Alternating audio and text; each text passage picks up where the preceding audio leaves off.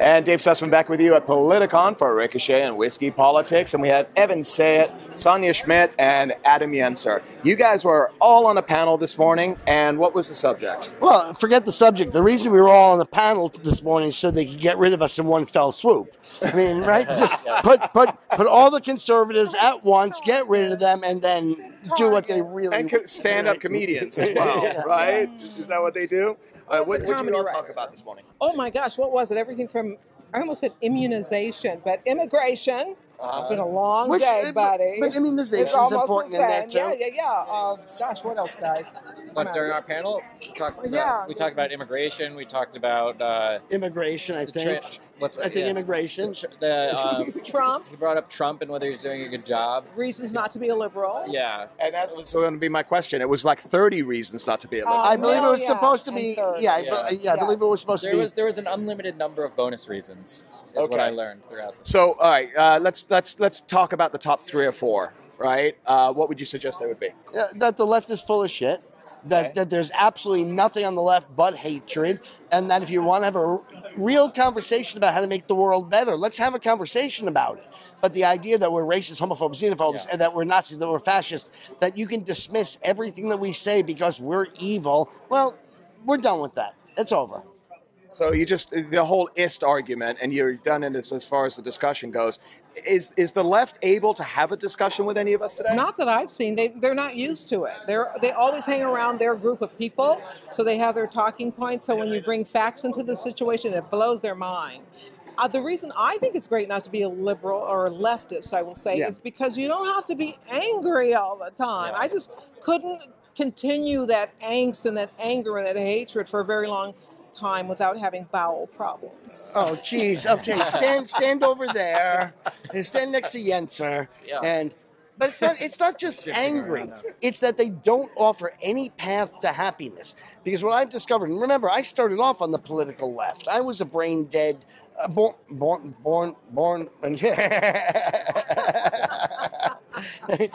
See what I mean about liberals? That's what they do. They just get in the way. Yeah, I'll be right back. You continue. You continue the interview. Oh, yeah, I got.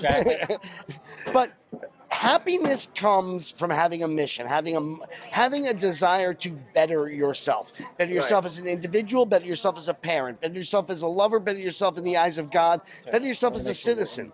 But when you don't believe that you can be better, in fact, the only reason you're not better than you are is just somebody else is oppressing you, then all you have is this misery. And it's a really sad place. And I do think lowercase L liberals are starting to get it.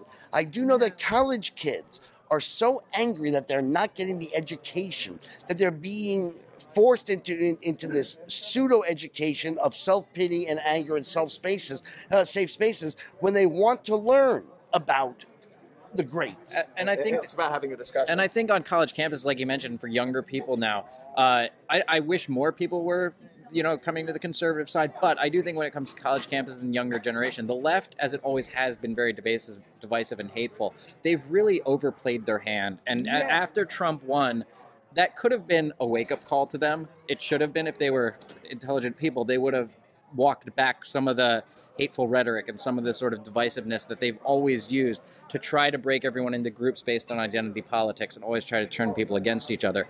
And I think when you see the sort of backlash against political correctness and things like that, it is because the left really overplays their dividing people into groups and turning everything into a chance to be either oppressed or outraged or hated. And they sell victimhood, which is appealing to people because being conservative, you accept personal responsibility, which is very freeing when you accept it. But what victimhood offers you is everything you do is never your fault. If you fail at anything, it's always someone else's fault. If you're unhappy about something, it's always someone else's fault. So I think that is, what attracts them. But I think, one of the great reasons to be conservative, as they said, is that we're not racist, we're not bigot, we're very welcoming, happy people.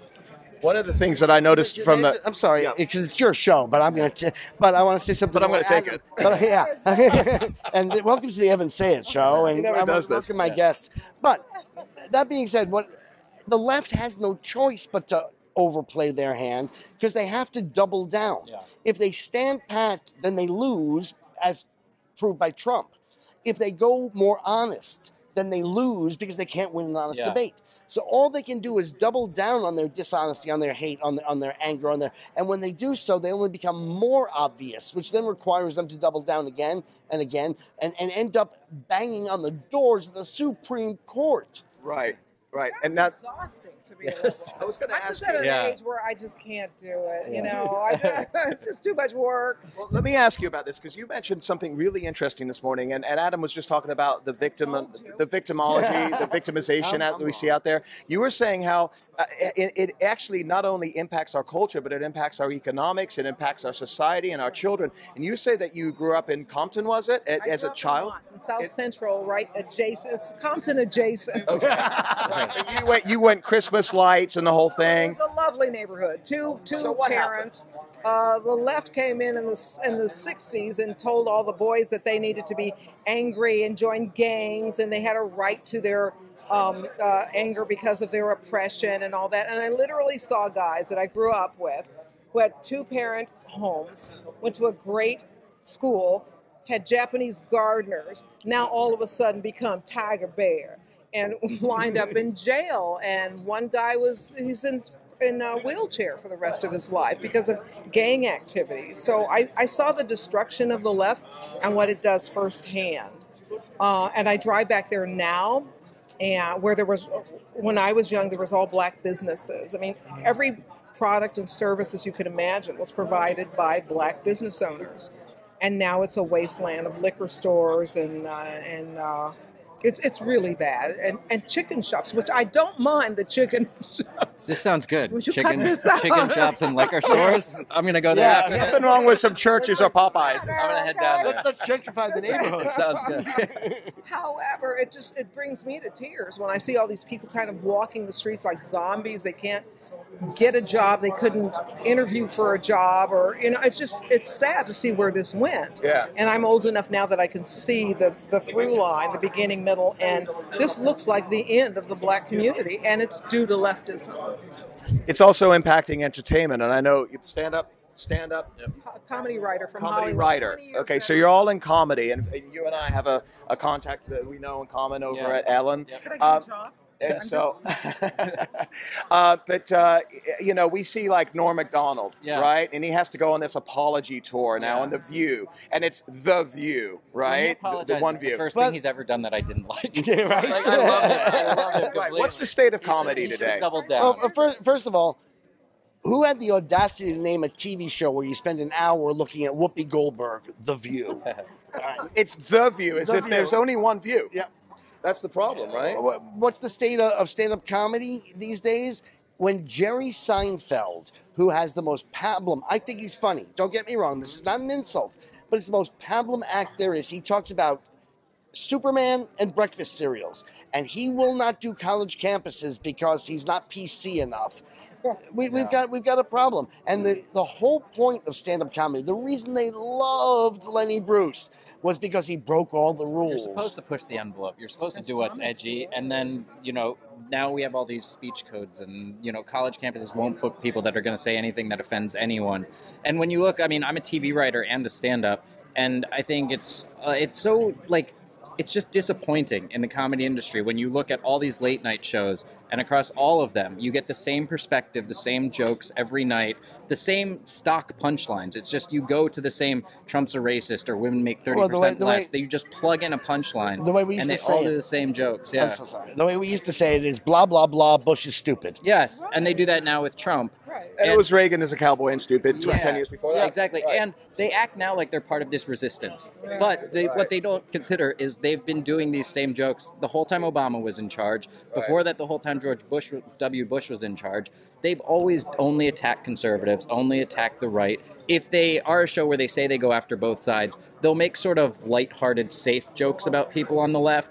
Or once someone falls out of political favor on the left, then they'll go after them. But they don't do hard-hitting comedy that satirizes the left, which is totally possible to do. I do it in my stand-up act all the time, and I do it for liberal and it's good. audiences. I saw you recently. It was and I do it for fantastic liberal audiences. I like trying to get people to laugh at stuff they disagree with.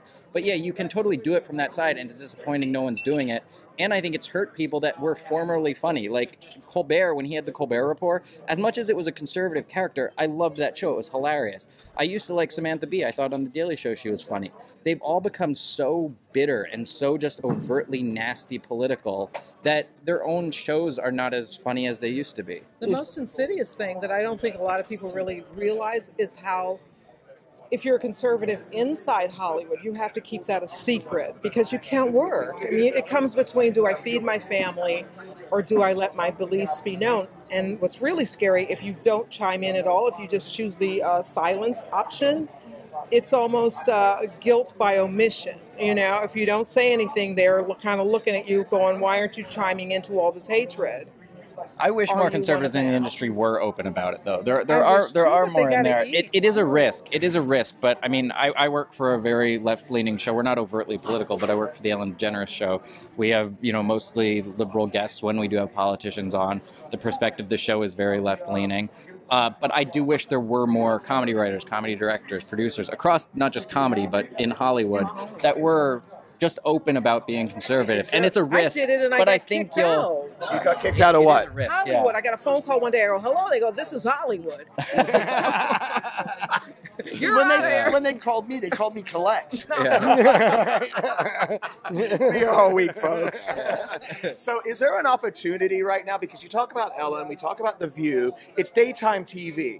And the old metaphor of the stay-home mom and you know, eating bonbons, watching television, I think is history. Isn't we see on Fox they have what's the morning show with the ladies? Five? No. With the one lucky guy. The five. No. Outnumbered. Thank you. Okay, so I think that does very well. By the way, let that be to the people at home. We don't sit and watch Fox. We didn't even know the names of the show. Exactly. All right? None of us Yeah. can think of even the name. Sir. Okay.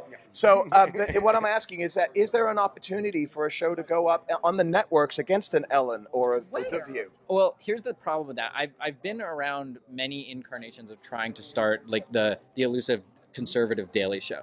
The hard part about it is that there's a bunch of hard parts. One is what she was saying about there are a lot of people who don't want to come out as openly conservative in Hollywood or even work on a project like that. I have pitched the idea of shooting conservative sketches before with people, and I have ones that I'm working on, but the first time when we went out looking for directors, there was a director who literally said, I like this, I think it's funny, but I don't want to be associated with this project. The same thing. So there is that. The other thing that's hard about building an audience is, like I said, when I watch the Colbert Report, Republicans can laugh at themselves. When humor's not just sort of mean-spirited as it's becoming, I have a sense of humor about if you want to make fun of conservatives or Republican people, especially if you do it to both sides. Right. Liberals get very tense. When you make fun of them or try to satirize them in any way, they take everything because they tie so much of it to identity and hatred and oppression and victimhood. They take any joke that targets their side as that's not allowed, or no one should laugh at that, or we should boycott this, or we should cancel that. Right. And that's what happened with, Tim Allen's show getting canceled and getting brought back. You know, part of the problem is that we don't think of our leaders as God. We have gods. The left, because they have no God, thinks of their leader as God. Therefore, when you make fun of us, when you make fun of George W. Bush, we go, oh, yeah, he's human, he's got foibles, But when you make fun of Barack Obama, you've committed an act of blasphemy. Because it's their religion. Because it's their religion. And thus, you're exactly right, they cannot laugh at themselves. The other part, and I think it's part and parcel of the same thing, is that to the left, everything is part of the war. Everything.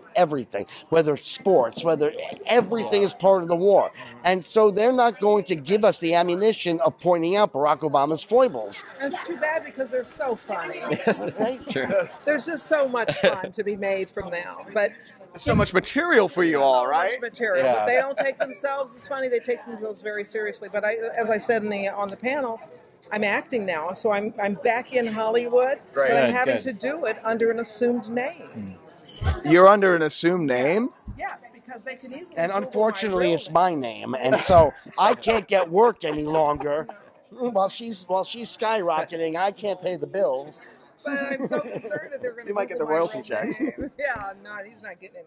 But they're going to look, they're going to Google my name. It's going to come back to politics, and I'm dead in the water. It's just not going to happen. So.